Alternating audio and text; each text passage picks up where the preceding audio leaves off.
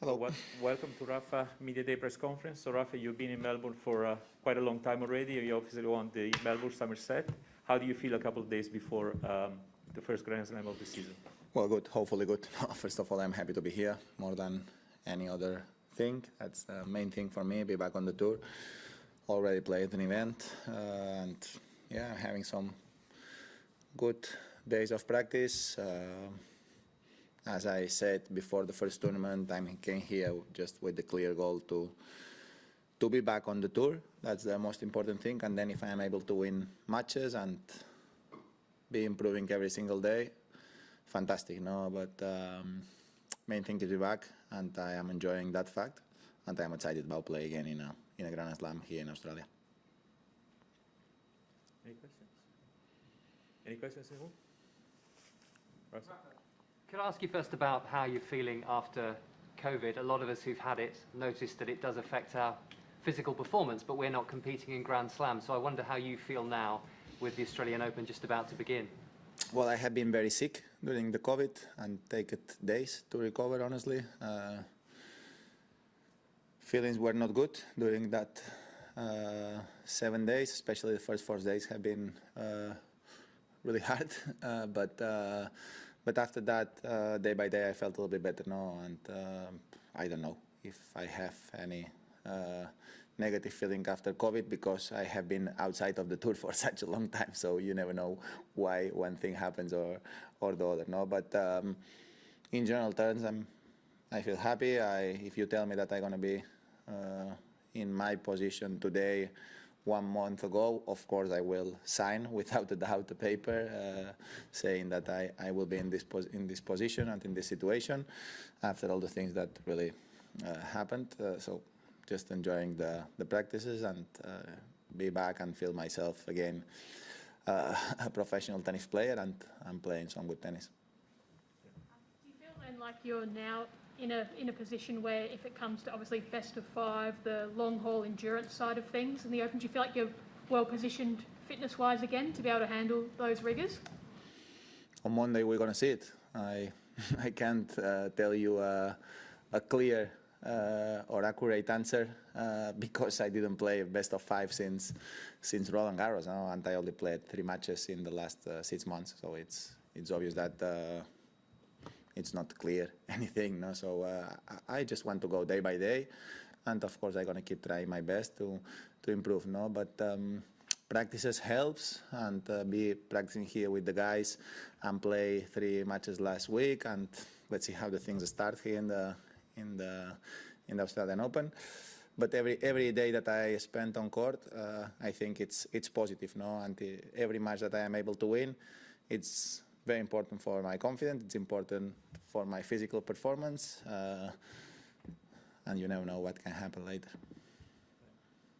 Obviously, there's been a lot of distraction from all the Djokovic news, but I'm wondering how different you think this tournament would look with him in the draw and then without him in the draw, given that he's won this 9 times here and been a very dominant person. Just what will it be like with or without him? What's the difference? Well, I tell you one thing. It's very clear that Novak Djokovic is one of the best players of the history, without a doubt. But there is no one player in history that's more important than an event, no? Because the players stays and then goes, and the other players are coming, no? So no one, even Roger, Novak, myself, Bjorn Borg, who was amazing at his times, and tennis keep going. And Australian Open is much more important than any player. So if he's playing, finally, okay. If he's not playing, Australian Open will be a great Australian Open with or without him. That's my point of view. Hello. You've seen so many things, played so many matches in so many tournaments. The situation with Djokovic, what kind of lessons are there to learn from this, do you think? What should the sport take away from it? What's your impression? I don't know. I think the situation have been too far. I honestly am a little bit tired of the situation, because I just believe that it's important to talk about our sport, about tennis. We went through and we are going through very challenging times worldwide, without a doubt, with this pandemic.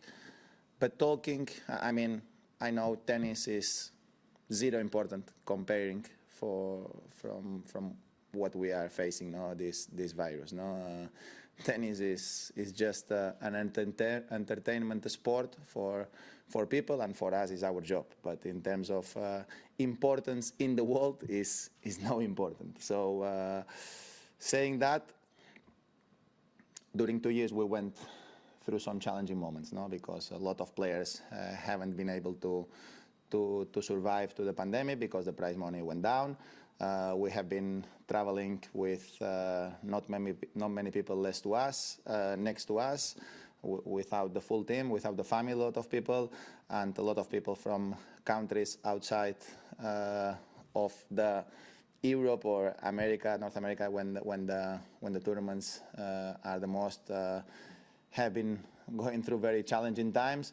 So staying on bubbles, so all these very challenging times at some point needs to finish, because it's very difficult to keep running a tour with tournaments losing money, with players going through mental problems for all of that. So if there is any solution, and the solution is the vaccine, that's it. We need to be vaccinated, and the situation needs to be better for the well-being of everyone and for the health of our sport. That I repeat is, but we are here to talk about tennis. As I repeat, it's not important comparing about what's happening in the world, that after a lot of millions are suffering. But talking about our sport, that's the thing that is the way to proceed. What, if anything... I don't hear you, sorry. Okay. Sorry. What, if anything, does you think this whole episode mean for Novak's legacy and his perception around the world with fans and for the sport entirely?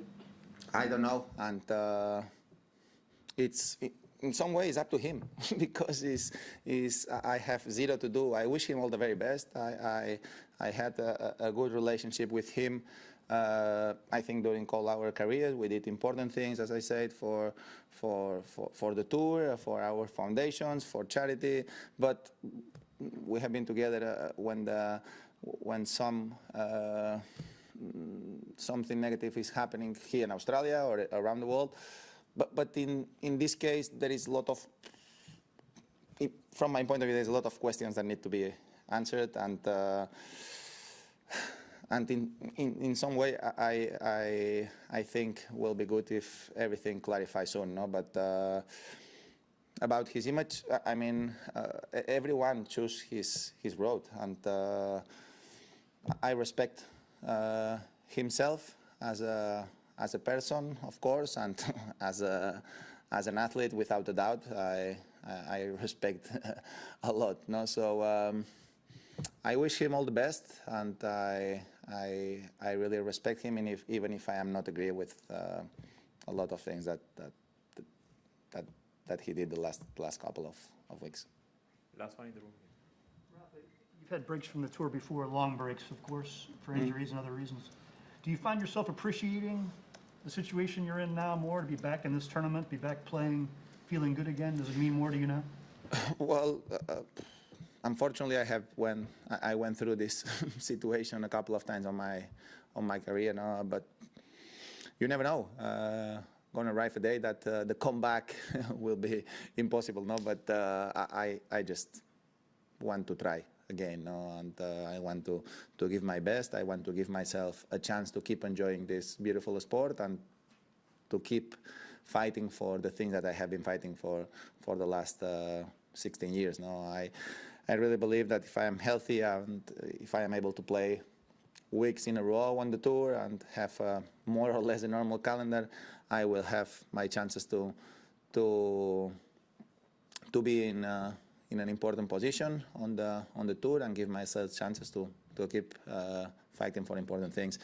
And that's the main goal for me. No? First thing, be healthy, then hold the passion. That sometimes is difficult when you are going through a lot of physical issues, but it's something that I'm very satisfied because I've been a very challenging time for me. The last year and a half with my foot, I have been suffering a lot, but I think I hold the positive attitude and the working spirit all the time, and that's probably why I'm here today.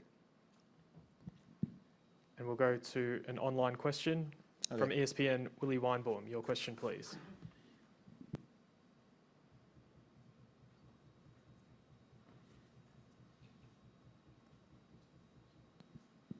Hi, Rafa. What questions do you have about yourself right now as you go into this tournament? I try to don't ask me a lot of things to me. I mean, that's why you are here. But I don't know. I just try to not think much and just keep going. I mean, when you're coming back from injuries and from a period of time that you are not going on the tour, you need to accept that the thing's not going to be perfect, and that's the main thing for me. Accept that you are moving sometimes a little bit slower, that sometimes you're going to miss, sometimes the things are not coming that quick and that automatic. You need to think more about how to play, about shots, about technical stuff, but it's about time, and I know that, and you need to forgive yourself the mistakes and be humble enough to accept the process, to accept that sometimes the thing's not going to go that way, and to accept that there is, of course, bigger chances to lose. So accepting that, then is the moment to move forward, to play with the best attitude possible, better than never, and then just try to play as good as possible to give yourself chances. Sport change quickly, and what today looks very difficult, maybe in a couple of days, the personal perception, or the perception of everyone can change a lot. So I want to give my chance to make that happen.